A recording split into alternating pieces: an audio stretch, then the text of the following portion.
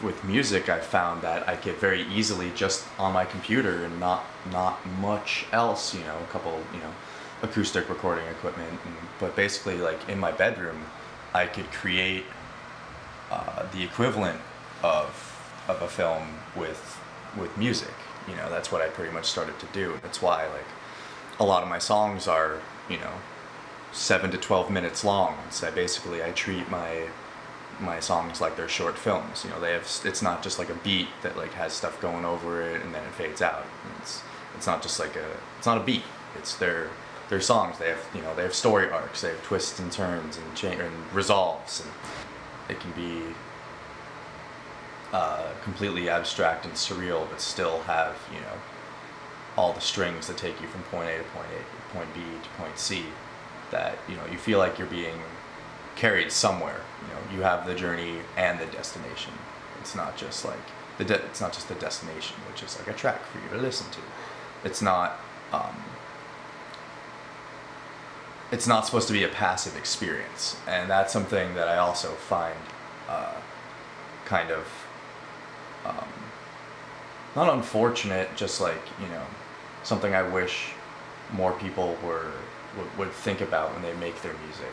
A lot of people have, not even necessarily knowing that I had a background in film, have told me, you know, given me similar assessments, or like it feels, you know, like this should be in a movie, or it feels like a, you know, feels like a movie. It's an adventure. It's like, you know, I get that, and I get people telling me, dude, your songs are too long, like, but it's like, you know, that's why.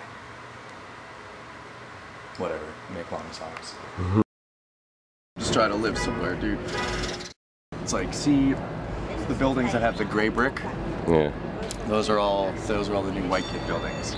You can see, like, that building wasn't here when, like, the building was empty when we first moved in here in December, and it's like now all of us, we were the first white kids to move in on this street, and like that was 4 months ago. Now it's all fucking 4 months. Yeah. Oh my god. It's like all kids. I could literally sit on my porch.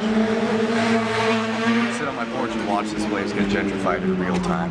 When we made the first Schlein record, it's like Joshua lived 8 hours away, and we insisted on only working together, like in the same room. So I would come down to Philly and we'd work for like a day or two, like straight, like 24 hours in a row on just like tunes. But now we get to take a lot more time and care with it, and the next stuff we're working on is definitely a lot more, a bit more polished, because we have that time. You know, I don't have to plan a working on stuff session, you know, months in advance. Just be like, let's get some work done today. But as soon as I lived in Boston for 8 years, and as soon as I got here, it was like, oh, I really now like the idea of not living somewhere for too long. You know, there's so much out there, and I, you know, for the most part, I pretty much accomplished everything I needed to in Boston. And here, there's so much to fucking do in New York. You know, there's so many scenes and sub-scenes and all sorts. You know, there's 20 fucking million people here. Don't have my album yet, so I got some work to do.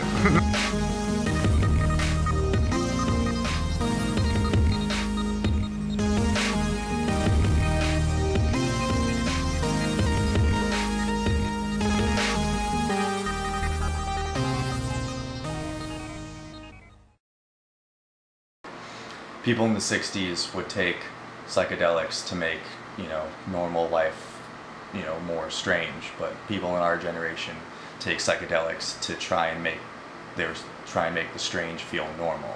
And it's kind of weird that, like, that's kind of true, but it's almost like when I think about it, it's like, then I don't really need I don't need this shit to get any more weird right now. You know, like life is pretty strange, especially, you know, in this, our generation, in this, you know, paradigm, whatever. It's definitely, there's so much going on, so many different kinds of people that, like, you know, so many things to interact with all the time. It's like, it's like, good thing the couch isn't moving right now, you know. It's like, I don't need that right now. You know, I can go outside and deal with some strange people, especially in this city. Holy shit, the people in this fucking city are so weird. And I love it because it's like, I remember one day coming home from work and I was just like exhausted, and just like I had headphones on and just started like rocking out and dancing with myself on the subway, and it just hit me that, like, you can kind of do whatever you want, because no matter what, you're probably not the craziest person on that subway car, you know.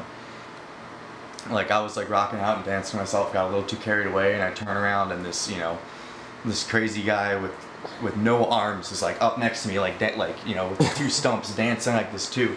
And I realized that he doesn't even hear music. He's just dancing with, like, I have headphones in. He's just dancing with me to dance with me. And it was like, you can do it, like, you can make life so weird, or just by realizing that it already is, you know.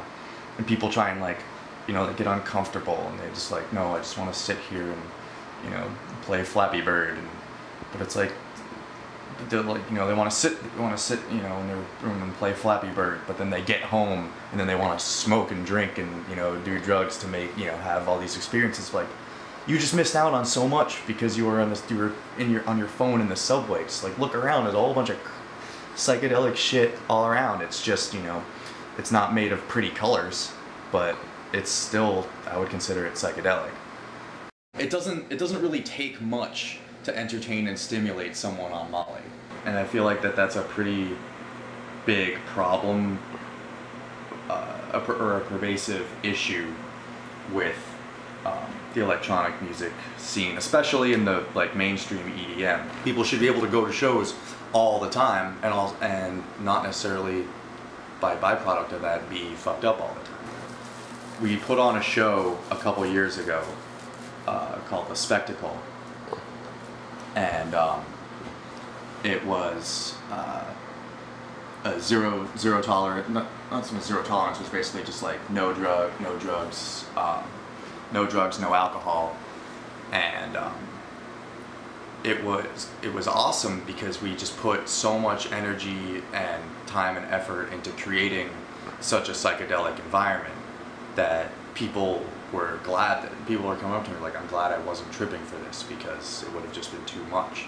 And it basically, you know, my sort of, not like mission, but like one of the, you know, mission statements, I guess, of my music is to try and create an environment that's psychedelic enough that you don't need, you know, it's not supposed to enhance your trip, or the trip is not supposed to enhance the music. The music should be enough. Like, come on, I'm only at 40-something channels here. It'll probably be double that by the time it's done.